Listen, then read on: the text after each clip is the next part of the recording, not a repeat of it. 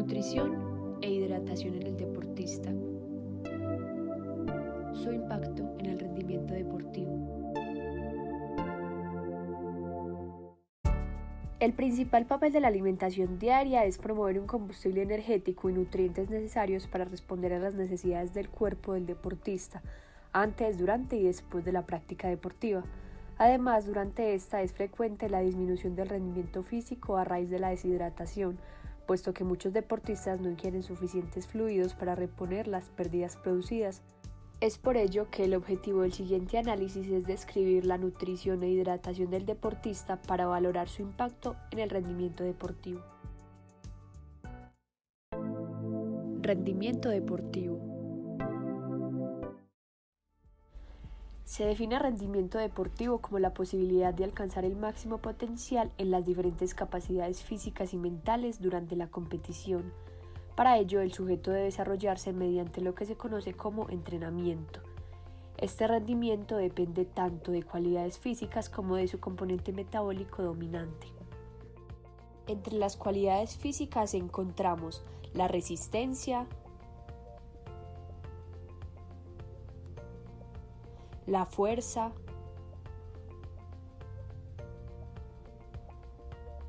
la velocidad y la movilidad.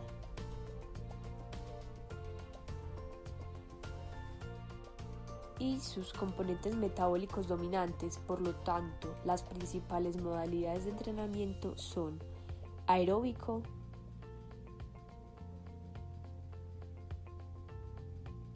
anaeróbico,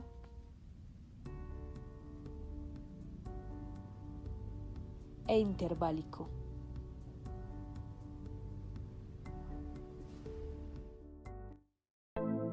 Nutrición en el deporte. Entre los factores que determinan el rendimiento, la nutrición es uno de los más relevantes. La dieta del deportista se centra en aportar la energía apropiada, otorgar nutrientes para la mantención y reparación de los tejidos, especialmente el tejido muscular, y mantener y regular el metabolismo corporal. En esta dieta deben estar incluidos todos los macronutrientes, empezando por los carbohidratos, que son los que se encargan de aportar la energía para la ejecución de la actividad física mediante el aporte de glucosa, tanto al músculo esquelético como al hígado. La cantidad de estos hidratos de carbono en la dieta debe estar estimada en relación con el peso corporal. Las proteínas, en el caso de los deportistas, aportan entre el 5 y el 10% de la energía total utilizada. Los requerimientos determinantes de proteínas en los deportistas son el tipo de deporte, la intensidad del ejercicio, la frecuencia del entrenamiento, la ingesta energética en la dieta, el consumo de hidratos de carbono en el plan de alimentación y las reservas corporales de estos mismos. Y los lípidos son necesarios en la dieta, ya que aportan energía y elementos esenciales como las vitaminas A, D, K y E. Su rango aceptable de consumo es del 20 al 30%. Agua corporal. El agua en el cuerpo es distribuida sobre todo el organismo y compone aproximadamente el 60% del peso corporal, pero este resulta ser cambiante a lo largo de la vida por diferentes factores como la edad, el género, su masa muscular, enfermedades patológicas, entre otras. El agua corporal se sitúa especialmente en dos compartimientos, que se conocen como el agua intracelular, que abarca aproximadamente las 2/3 partes del total, y el agua que se queda por fuera de ella, también conocida como agua extracelular, aproximadamente 1/3 parte de ella que la compone. Se habla que la entrada del agua corporal en condiciones normales es aproximadamente de 2.300 mililitros por día. A su vez, también como para la producción de ella, por reacciones del metabolismo, aproximadamente de 200 mililitros por día. En cuanto a su salida, esta principalmente se da por 5 vías, las cuales se mencionan a continuación. Orina, 1.500 mililitros por día. Transpiración cutánea, 350 mililitros por día. Ventilación pulmonar, 350 mililitros por día. Sudor, 150 mililitros por día. Y por último, las heces, 150 mililitros por día. Hidratación. Indicaban que la hidratación normal resulta ser tan importante para gozar de una buena salud y bienestar, así como para obtener un óptimo rendimiento, valga la redundancia, en condiciones donde se demande una alteración o exigencia física, pues a su vez se restablece que la homeostasis, el estado basal del cuerpo, por factores de pérdida de agua y electrolitos, se ve reflejado este factor a través de la orina y de la sudoración.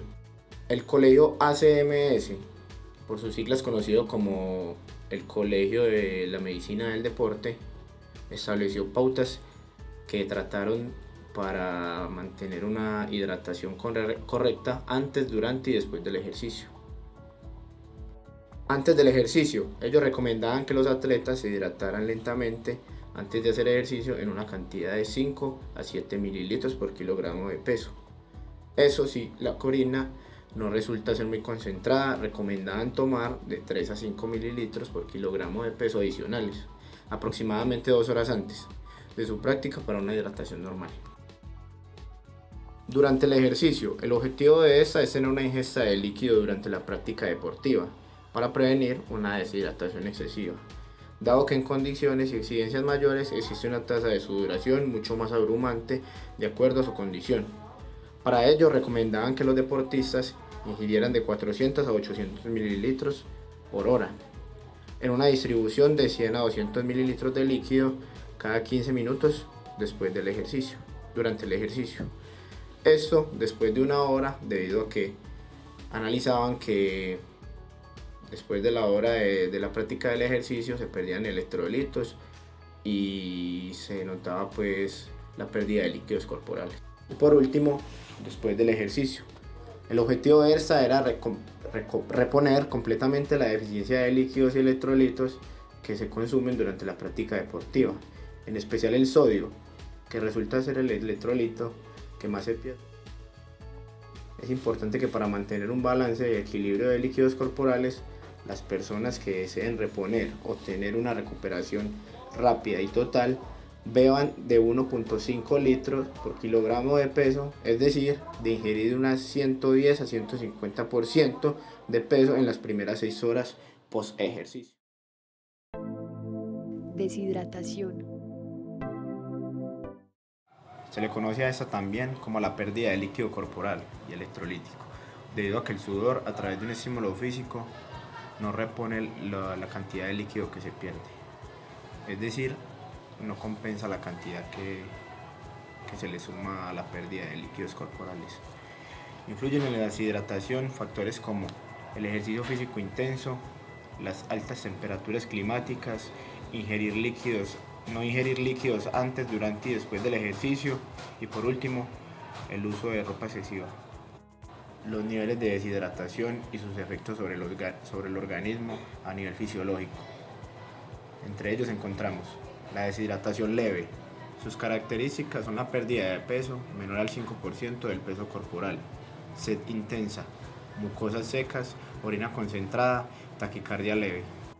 Deshidratación moderada, pérdida hasta de un 10% del peso corporal, ojeras, ojos hundidos e hipotensión leve. Y por último tenemos la deshidratación grave. El deportista pierde hasta el 15% de su peso corporal. Se presentan síntomas como la hipotensión, la vasoconstricción, el aumento abrumante de taquicardia o alteración o pérdida del nivel de conciencia. Sumado a esto, los síntomas de leve y moderada. Bebidas hidratantes. La deshidratación se da en el vaciamiento gástrico y la absorción intestinal registrada en el ejercicio. La absorción de los hidratos de carbono, agua y electrolitos se lleva a cabo en las primeras porciones del intestino delgado, de duodeno y yeyuno. La absorción intestinal por hora son de 600 a 800 mililitros para el agua y aproximadamente 600 gramos para la glucosa. La osmolalidad es la medida de número de partículas disueltas en un líquido, como sodio, potasio, urea, glucosa en sangre u orina, o en ocasiones las heces. Clasificación de las bebidas hidratantes. Las bebidas hidratantes son tres. Una de ellas, bebidas hipotónicas, tiene una osmolalidad relativamente baja.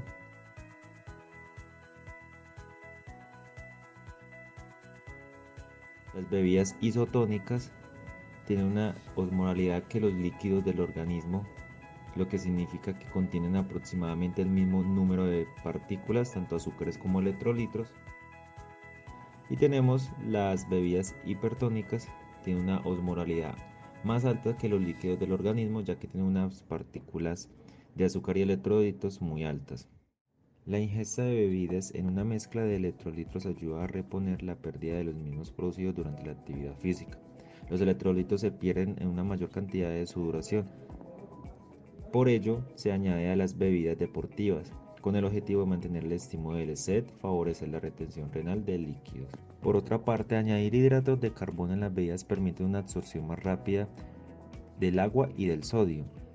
La glucosa estimula la absorción del agua y sodio. A su vez, el sodio es necesario para transportar la glucosa y optimizar la absorción de fluidos. Métodos para valorar la euhidratación. Según Mielgo Ayuso, se refiere que no existe un acuerdo sobre el cual es el método óptimo para medir el estado de hidratación para aplicarlo universalmente. Algunos autores sugieren que el Gold Standard es la combinación de varios de ellos. Unas técnicas para determinar el estado de hidratación, que son estas: análisis de impedancia bioeléctrica, que permite cuantificar los distintos compartimientos del cuerpo. Otro de ellos, osmolalidad plasmática, los análisis de sangre para conocer el estado de hidratación, que deberán incluir la concentración de tanto hemoglobina como hematocrito. Otra de ellas es la carta de colores de deshidratación de la orina. Valorar el color de la orina, que hace que sea cada vez más utilizado por los deportistas. La denominada carta de colores de deshidratación de la orina, en la cual una orina de color amarillo claro, como limonada, corresponde a un adecuado estado de hidratación, mientras que un color oscuro, semejante al zumo de manzana, sería indicado de deshidratación. Valoración de la masa o peso corporal perdido. Durante la actividad física se producen cambios en la masa corporal como consecuencia de la pérdida de agua por medio de la respiración y el sudor, lo que puede alterar la homeostasis del volumen intra y extracelular del organismo. El test de peso corporal debe ser registrado antes y después del ejercicio. Es conveniente que los sujetos orinen y defequen antes de ser evaluados. Se hicieron algunos cálculos de porcentaje de peso perdido que se llevó a cabo mediante la siguiente fórmula tomada de Castro Sepúlveda en el 2015. Tasa de sudoración. Se expresa que durante la práctica del ejercicio físico se produce un aumento de la temperatura interna, dependiendo de la intensidad de trabajo, de las condiciones ambientales y el tipo de ropa utilizada.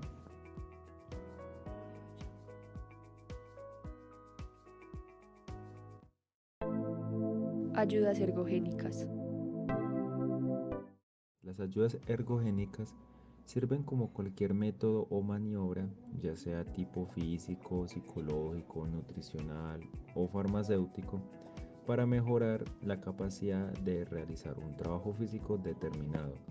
Esto con el fin de mejorar el rendimiento físico a través de la producción de la energía. Estas ayudas ergogénicas nutricionales son un conjunto de ingestas dirigidas para mantener o aumentar el nivel de prestación motora, minimizando las manifestaciones de fatiga sin poner en peligro la salud del deportista.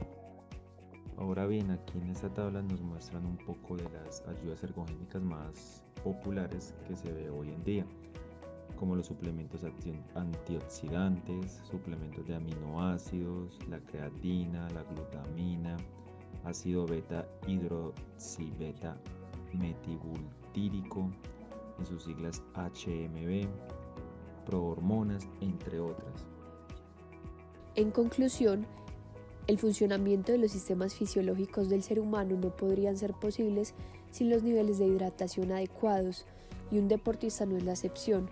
Pese a las adaptaciones corporales que tiene, un estado de deshidratación no solo va a provocar la disminución de su rendimiento físico, sino que además va a aumentar el riesgo de posibles lesiones y hasta puede poner en juego su salud e incluso su vida. Es por ello que se debe tomar en cuenta los diferentes métodos para evaluar el estado de hidratación, donde el papel de la nutrición también es muy importante.